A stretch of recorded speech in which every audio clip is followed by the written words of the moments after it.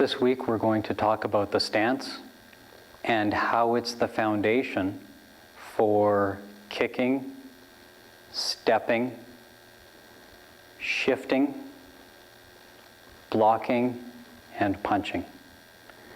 Specifically, what I'm going to talk about is how the stance holds force, or how when incoming Chung Chi or incoming heavy force is given to the Wing Chun person, how they can hold that structure so that they can redirect the force without immediately being pushed backwards or off balanced. I'm going to invite Dave over here for a little demonstration. Thanks. And what I'm going to do is take this fairly long posture to give the impression when somebody presses, you can see how what I would be doing is redirecting my energy down into my back leg, much like sticking a pike into the ground. So it should be no surprise that if Dave tries to push me over, that my back leg takes the energy, redirects it down to the ground. This is what we call rooting.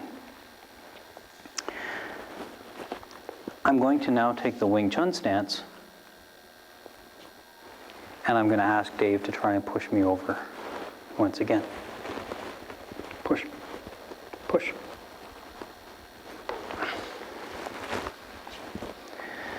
What I've done in this example is I've taken this tan sao that we use that's not too choked up. I've taken this tan sao, and I've redirected Dave's energy from here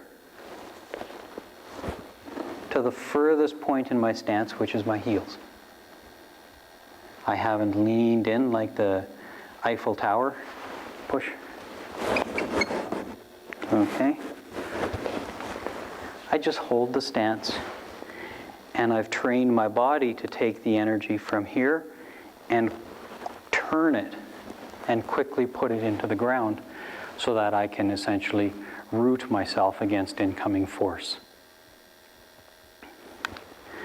I'd like to take a few minutes for a little demonstration, so just give me a second to set up here. Cut. Hi, welcome back. I've set up here for our little demonstration.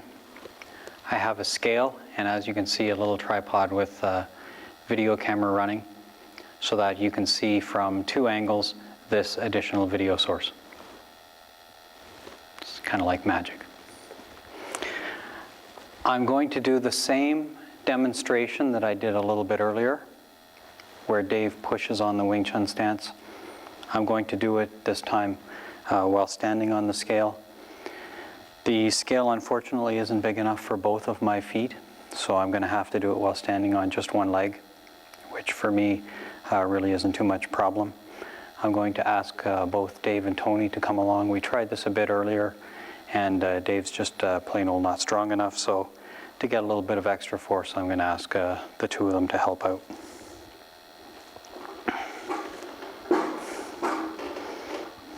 Okay, I should mask out how much I actually weigh. And I'm just going to stand on one foot here and get Dave and Tony to push. Push!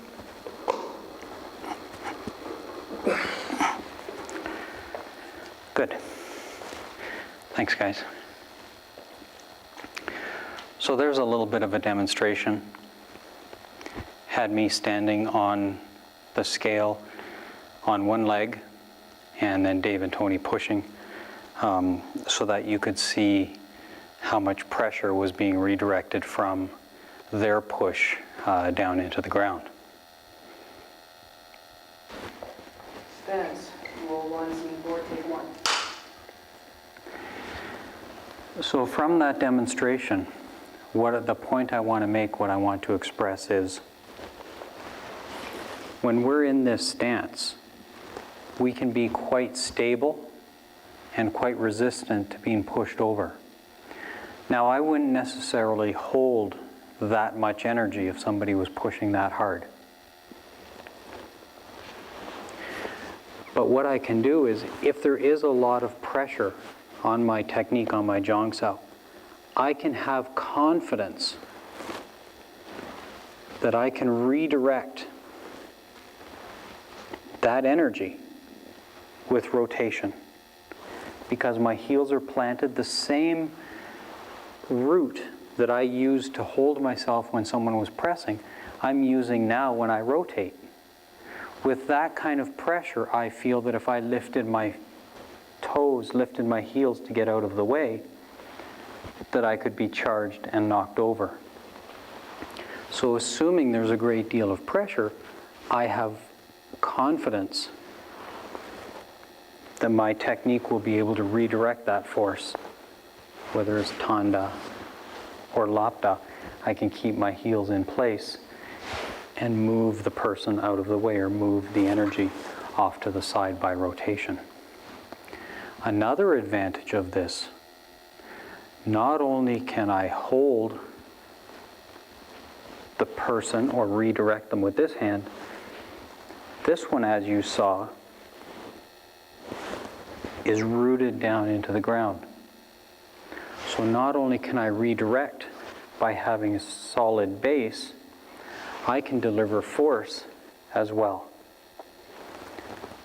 Let me demonstrate for a second. Cut.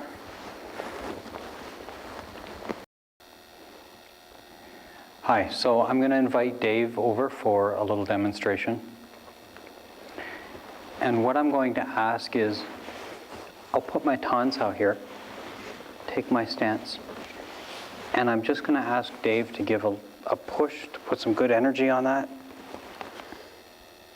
And then I can use my rootedness to hold that pressure long enough to redirect. The alternative would be, for example, press,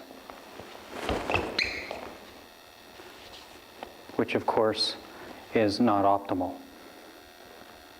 The other advantage I have from being rooted and being able to rotate is not just being able to dissipate energy, but because of this other side, I can have, if you want to call it a push-pull, that's perfectly fine, but I can use the torque generated from my stance and use the ground to generate power into this fist as I apply the redirection with my tonsile. Scene 1, take 2. So regarding the stance, as you've seen, it can hold pressure, it can redirect pressure, it can deliver force. You may be asking yourself, what can't it do? Okay, well, there's nothing it can't do. But I'll tell you something else it can do. Let's take, for example, I want to kick. Well, now if I kick, I don't have to worry about kicking somebody. Dave, again, please. Can you just stand there so I can kick you? This stance will do good, fine.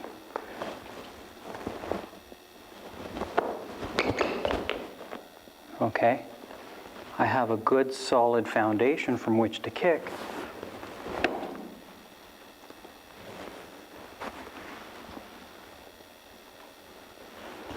So I'm sure that any technique I deliver, be it a block or a punch or a kick, comes from a stable enough foundation that it can do the job.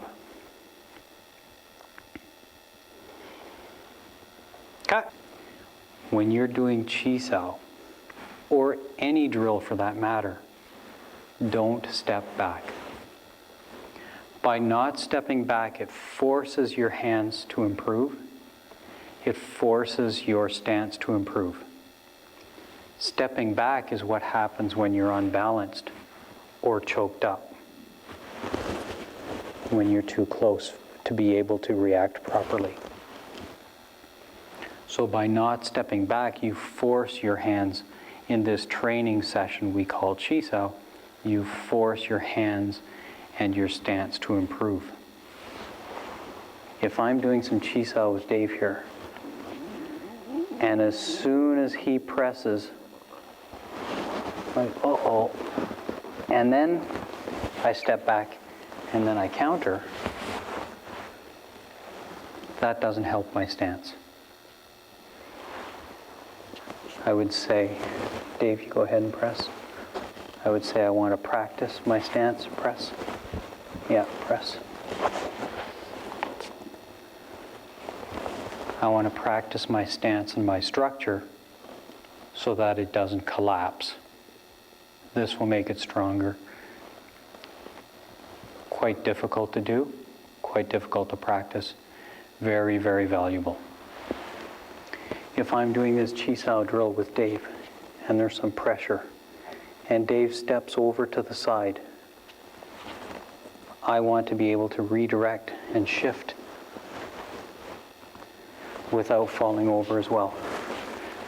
Press, and then take a side step over there, but keep the pressure on so that I fall over. Yes. One more time. Keep the pressure on. Make me fall over. Press the step. There we go. So I want to be able to shift and stay square to my opponent, even when they're moving and even when there's pressure. And I do that personally by keeping the weight into my heels and staying rooted through that position on my foot. Thanks, Dave. Take 3. I'd like to thank everybody for spending the time with me again this week. I have absolutely no idea what I'm going to talk about next week, so please send me some suggestions. Until then, thank you very much. Bye for now.